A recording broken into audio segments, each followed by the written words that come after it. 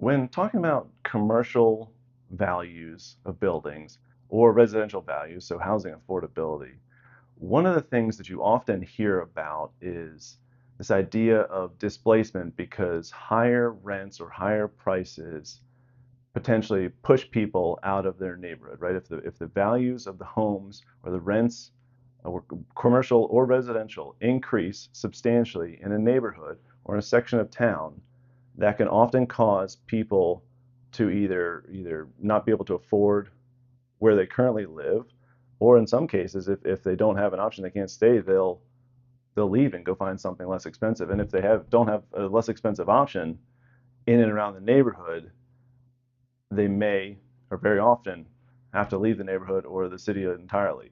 So this idea of displacement, often called gentrification, because of increased values, prices, and rents, I think is often directly tied to this idea that demand is kind of like a staircase that only travels in one direction. So if somebody, let's say a lot of people move into a town or want to live in a neighborhood and they can afford a higher price point, they'll start bidding up and paying more for houses or for rents or for commercial space. And if demand that can afford higher rents or higher prices moves into a market, but the supply of space doesn't also increase, again, it's like musical chairs, right? You've got more people coming in and fewer places for them to go. Some people won't stay. Some people will lose in that situation. However, think about a city where the highest demand places, which often are the more expensive neighborhoods to begin with, those are the places that are in highest demand, and every city has them. They've typically been in high demand and high costs and high rents for a long period of time. That hasn't really changed. If people with the ability to pay more move into a city and they can move into the high demand neighborhoods, more space is created in those neighborhoods through densification, through additional construction, then it's unlikely that they're going to take their bigger checkbooks and purses to other neighborhoods. And that demand, again, is a staircase that only goes, if neighborhood A is their first desire, that's where they want to live, and they can afford to, and there's options for them to move into that neighborhood, they'll move into that neighborhood. If they can't, they'll go to their next best choice. And from a pricing standpoint, that next best choice is almost never more expensive, right? Since it's a lower demand neighborhood for that person, it may be a lower demand neighborhood overall. It's going to be less expensive.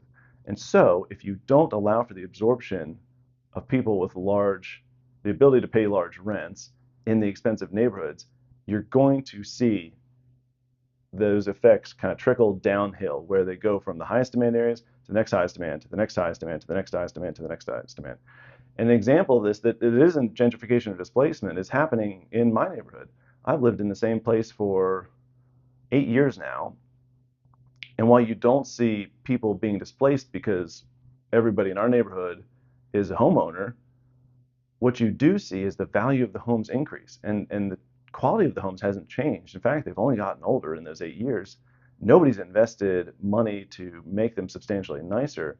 The only difference is, and the reason the values are going up is because people are moving into our city and they have the ability to pay more, but the places that are higher demand than our neighborhood aren't absorbing enough people. So what happens is they eventually, boom, boom, boom, come down the staircase of demand and find our neighborhood.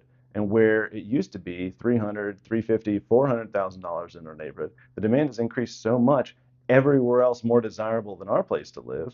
And the number of people who can afford to pay those prices has increased so much everywhere else above us on the staircase.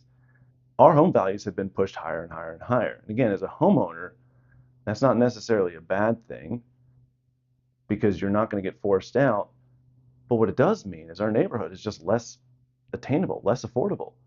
I think about looking forward to a day when my kids grow up, they're not going to be able to afford to live in the neighborhood they grew up in because the prices have escalated so much faster than inflation and the wages and everything else. So again, this concept of this kind of demand staircase where unless there is room created in the most in-demand neighborhoods, in the most in-demand areas, the only place for that demand to go is to the next less in-demand area. I don't know how else to think about it. So it's a staircase. They start at the top. Where can we afford to go? Where do we want to go the most?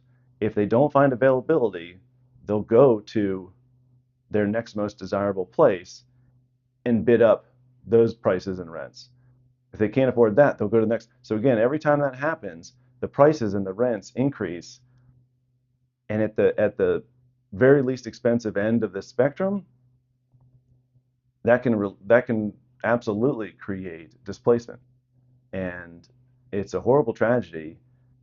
And the real crux of it is we have an option to do something about it. If we could make more room in the most in-demand places, I think we'd see a lot less displacement, but also a lot less home price and rent escalation in existing neighborhoods like mine, which again is, if you're a homeowner, it's not a bad thing to have your home increase in value, but the cost of that at a community scale is substantial.